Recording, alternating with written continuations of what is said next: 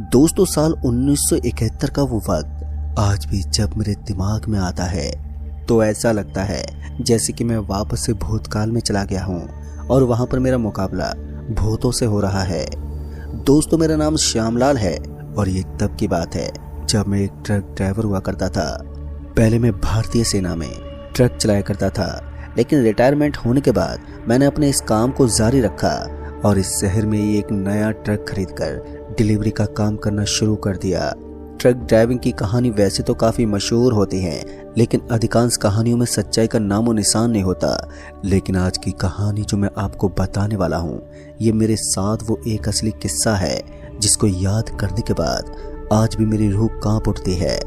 दोस्तों हुआ कुछ ऐसा था कि उस समय एक बैंक मैनेजर का ट्रांसफ़र हुआ था और उसी के ट्रांसफ़र के काम को लेकर मुझे उसका बहुत सारा सामान एक जगह पर डिलीवर करना था। मैं जिस सफ़र को अंजाम देने वाला था वो सफ़र हमारे शहर से हरिद्वार तक था।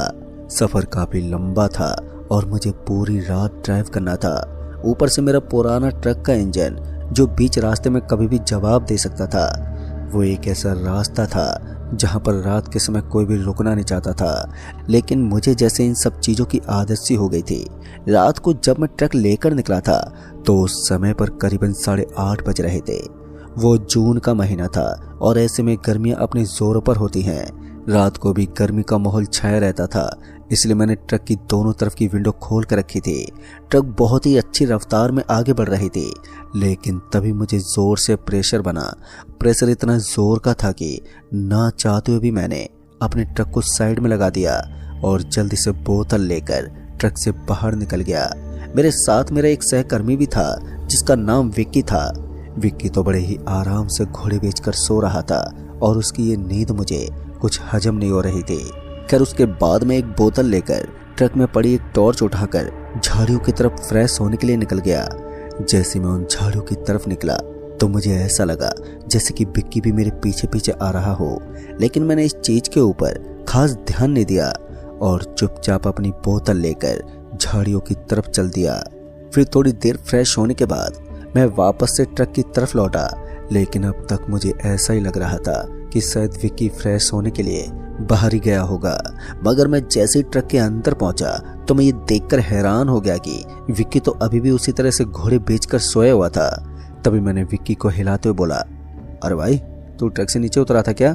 तो इस पर उसने आधी नींद में जवाब दिया, अरे भाई क्या बात कर रहे हो यार, मैं तो यहाँ से हिला भी नहीं हूँ। उसके बाद वो फिर से अपनी आंखें बंद करके सोने लगा। उसकी जोरदार नींद को देखकर मुझे भी उबासियां आ रही थी।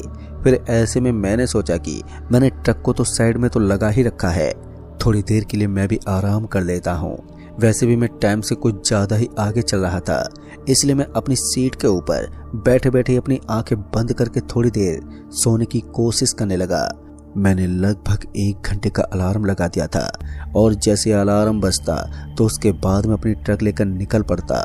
इसी बीच मुझे महसूस हुआ कि अब बाहर की तरफ हल्की हल्की बूंदाबांदी भी शुरू हो गई थी। लेकिन हैरानी की बात तो ये थी कि अभी अभी जब मैं ट्रक के अंदर आया था तो बाहर की तरफ ऐसा मौसम ही नहीं था कि हल्की हल्की बूंदाबांदी भी हो जाए। खैर मैंने सोचा कि जून का महीना है और इस समय मानसून में परिवर्तन आना एक आम बात है। हल्की हल्की बूंदाबांदी की वजह से मैंने विक्की से बोला, अरे भाई जल्दी उठ, हमें ट्रक के ऊपर तिरपाल डालना होगा। विक्की वैसे काम करने में बहुत तेज था, इसलिए वो जल्दी से उठा और उसके बाद बोला, हाँ चलिए उस्ताद जी, ट्रक के ऊपर तिरपाल लगा देते हैं। पर जैसे हम दोनों बाहर आए तो हमारी आंखें फटी की फटी रह गई। दरअसल हमने देखा कि बाहर का मौसम एकदम साफ था। उस चांद की रोशनी में झाड़ियां साफ साफ नजर आ रही थी और आसमान में छाए उस चांद की रोशनी को देखकर एक बात तो साफ हो चुकी थी कि बारिश का यहाँ कोई नामो निशान भी नहीं था। ऊपर से ये गहरा सन्नाटा हम दोनों के अंदर थोड़ा सा डर पैदा कर रहा था। उस समय पर सड़क भी इतनी मजबूत नहीं हुआ करती थी। ऐसे में मैंने अपने साथी विक्की से बोला, हम दोनों को कोई भ्रम हुआ है यार, लेकिन हम दोनों को एक साथ कैसे भ्रम हो सकता है? अब हम दोनों यही सोचते हुए वापस से ट्रक के अंदर आकर बैठ गए। पर इस बार हम जैसे ट्रक के अंदर आए तो हमें बाहर का माहौल बहुत ही शांत दिखाई पड़ रहा था। उस वक्त पर हम दोनों ही थोड़े आश्चर्य में थे कि आखिर हमारे साथ ये हुआ तो हुआ क्या। खैर उसके बाद हम दोनों ने इस चीज को नजरअंदाज किया और फिर से अपनी आंखें बंद करके सोने की कोशिश करने लगे। लगभग 3 से 4 मिनट तक वहां का माहौल एकदम से नॉर्मल रहा, लेकिन तभी मुझे ऐसा लगा जैसे ट्रक की छत के ऊपर कोई कूद रहा है। ये आवाज 3 से 4 बार बहुत जोर जोर से आई। इस आवाज को सुनकर मैं जल्दी से उठा और ट्रक के विंडो से होते हुए ऊपर की तरफ देखने लगा। पर जैसे मैंने ऊपर की ओर देखा तो मेरा शरीर सुन्न पड़ गया और दहशत के मारे मेरे मुंह से आवाज तक नहीं निकली। मैं किसी बर्फ की सिल्ली की तरह जम गया था। उसके बाद किसी तरह मैंने अपने आप को काबू में किया और वापस से ट्रक के अंदर आकर बैठ गया। पर अब तक मेरे बगल में सोए हुए बिक्की की नींद फिर से खुल चुकी थी। तो मैंने अपनी तरफ की विंडो को जल्दी से ऊपर चढ़ाया और जोर जोर से सांस लेने लगा। तभी बिक्की ने कहा, अरे क्या हुआ उस्ताद जी, आप इस तरह से घबराए हो क्यों? अपनी खलासी की बात सुनने के बाद मैंने उससे कहा, अरे भाई ट्रक के ऊपर देख भूत है। मेरी बात सुनकर उसने कहा, क्या भूत? और वो भी हमारे ट्रक के ऊपर? वो इतना कहकर जोर जोर से ठहाके मारकर हंसने लगा, क्योंकि अभी अभी जो मैंने देखा था कि ट्रक के ऊपर कोई महिला बैठी हुई थी जिसने अपने पूरे चेहरे को बालों से ढका हुआ था और वो अजीब सी आवाज निकाल रही थी। उसके हाथ में जो चूड़ियां थी वो टूटी हुई थी और उसके मांग में सिंदूर की जगह खून बह रहा था। वो पल इतना ज्यादा खौफनाक था कि मेरी जुबान से आवाज भी बहुत ही मुश्किल से निकल रही थी। तभी मेरे बगल में बैठे मेरे खलासी विक्की ने बोला, अरे भैया कैसी बात करते हो, लगता है आपने कोई बुरा सपना देखा है। तो इस पर मैंने बोला, अरे भाई बुरा सपना तो तब देखता जब मैं सोता, मुझे तो नींद ही नहीं आई है। इतना कहने के बाद वो अपने साइड वाली विंडो से झांकते हुए ऊपर की तरफ देखने लगा, लेकिन जैसे उसने ऊपर की तरफ देखा तो उसके बाद उसने झट से अपना सर वापस से ट्रक के अंदर किया। उसकी आंखें चढ़ी हुई थी और उसका चेहरा देखने के बाद ये बात साफ साफ जाहिर हो रही थी कि अभी अभी उसने कोई खौफनाक मंजर देखा था। अभी हम दोनों इस वक्त डरे हुए थे। तभी मैंने उससे बोला, अब हम दोनों को यहाँ से निकलना चाहिए, ये रास्ता और ये जगह हमारे लिए यार बिल्कुल भी ठीक नहीं है। इस पर मेरे खलासी ने भी हामी भरी और जल्दी से वहां से निकलने को बोला। मैंने ट्रक स्टार्ट की और अच्छी बात तो ये थी कि हमारे उस पुराने इंजन ने हमारा साथ नहीं छोड़ा और पहले ही बार में ट्रक स्टार्ट हो गया। फिर उसके बाद मैंने अपने ट्रक की रफ्तार को बढ़ा दिया। ट्रक अब अच्छी खासी रफ्तार से सड़क को क्रॉस करती जा रही थी और जैसे जैसे ट्रक आगे की तरफ बढ़ती जा रही थी तो वैसे वैसे हम दोनों को चैन की सांसें मिलती जा रही थी। थोड़ी दूर आगे जाने के बाद कुछ ऐसा हुआ जिसके बारे में हमने सपने में भी नहीं सोचा था। तेज रफ्तार से भागती हुई ट्रक की दोनों हेडलाइट एकदम से चमकती हुई चीज पर पड़ी। ठीक से देखने पर पता चला कि ये तो कोई महिला ही थी जिसके कंगन चमक रहे थे। ट्रक जैसे उसके पास पहुंची तो मैंने धीरे धीरे ट्रक को एकदम से रोक दिया। उस महिला के हाथ में एक छोटा सा बच्चा भी था। उसके हाथ में उस बच्चे को देखकर मैं थोड़ा सहम गया, क्योंकि इतनी रात को कोई भी औरत अपने छोटे से बच्चे को लेकर सड़क पर तो नहीं आ सकती, और खासकर कोई ऐसा वीरान इलाका जहां हमारे ट्रक के अलावा कोई दूसरी गाड़ी भी ना गुजरती हो। तभी मेरे खलासी भिक्की ने बोला, अरे उस्ताद जी इसके ऊपर दया मत दिखाओ और ट्रक उसके ऊपर से निकाल दो, ये कोई साधारण महिला नहीं है। उसकी बात सुनकर एक बार के लिए मेरा मन तो किया कि मैं उसके ऊपर से ट्रक को निकाल दूं, लेकिन फिर वो महिला हमारी तरफ पलटी और उसने उस बच्चे को सड़क के बीच में रख दिया।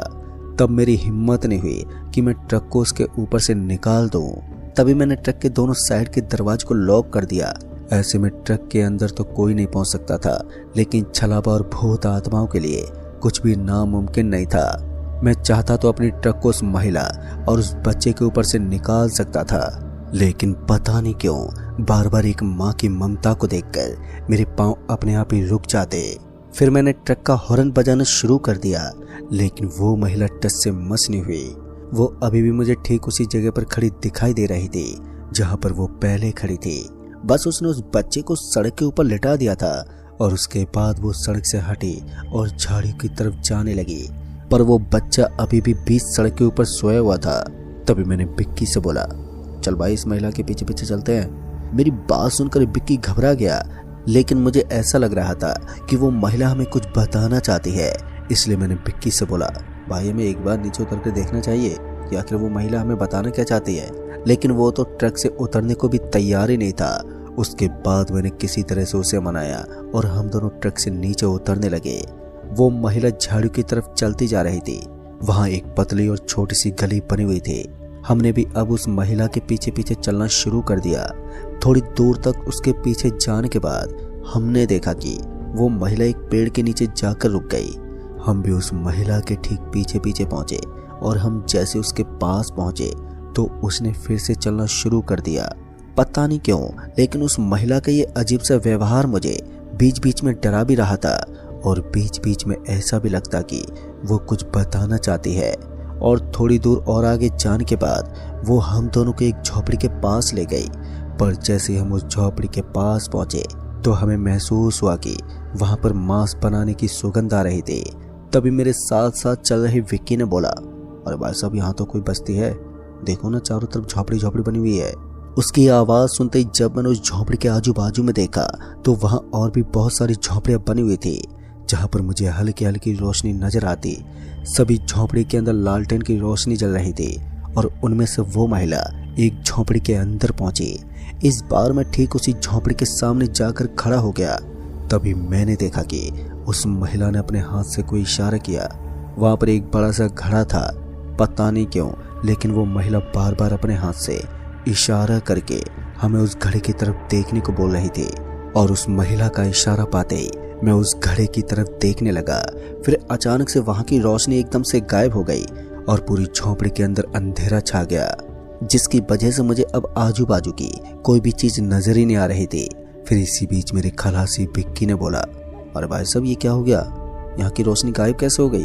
उसने इतना ही कहा था कि तभी वहां पर उस लालटेन की रोशनी फिर से जल गई।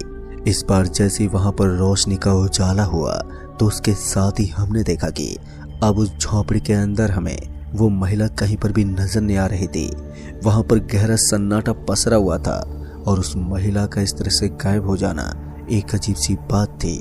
उसके बाद मेरी नजर फिर से उस घड़े के ऊपर पड़ी और जैसे मैंने उस घड़े के अंदर देखा तो मैंने पाया कि उसके अंदर किसी की अस्थियां थी। उन अस्थियों को देखकर मुझे थोड़ा आइडिया आया। पता नहीं क्यों, लेकिन मुझे ऐसा लग रहा था कि शायद वो महिला चाहती थी कि हम इन अस्थियों को गंगा नदी में प्रवाहित करें। शायद उसकी आत्मा को शांति नहीं मिली है। अब मेरे जहन में काफी सारे सवाल थे, लेकिन उनका जवाब इस समय शायद कोई भी नहीं दे सकता था। उसके बाद मैंने उन अस्थियों वाले लोटे को उठाया और उसे लेकर अपने ट्रक की तरफ निकल पड़ा। फिर थोड़ी देर के बाद मैं ट्रक के पास पहुंचा और ट्रक को स्टार्ट करके वहां से सीधा हरिद्वार के लिए निकल गया। पर ताजुब की बात तो ये थी कि जैसे मैं हरिद्वार की तरफ निकला था तो मुझे सड़क के ऊपर ना ही तो कोई बच्चा दिखा और ना ही वो स्त्री जो हमें रोक सके। शायद उस महिला का यही इरादा था कि वो हमारे जरिए अपने उन अस्थियों को हरिद्वार पहुंचा सके और गंगा नदी में प्रवाहित करके खुद को मोक्ष दिला सके। मैं और मेरा साथी विक्की, हम दोनों सबसे पहले हरिद्वार की गंगा नदी की तरफ निकल पड़े और वहां पर पूरे कार्यक्रम के साथ उस महिला की अस्थियों को गंगा नदी में प्रवाहित कर दिया। दोस्तों, पूरा कार्यक्रम निपटाने के बाद जो चीज मुझे पता चली वो सुनने के बाद तो मेरा दिल भी दहल गया और एक बार के लिए मुझे उस महिला के लिए बहुत ही बुरा लगा। पहले मैंने उसकी अस्थियों को पानी में बहाया और उसके बाद मैं वापस से ठीक उसी जगह पर पहुंच गया जहां से मैं उन अस्थियों को लेकर आया था।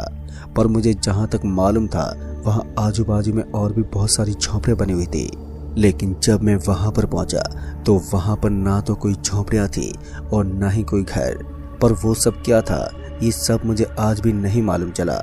तो दोस्तों, इस कहानी में बस इतना ही। कहानी आपको पसंद आई हो तो वीडियो को लाइक शेयर कमेंट जरूर कर दें।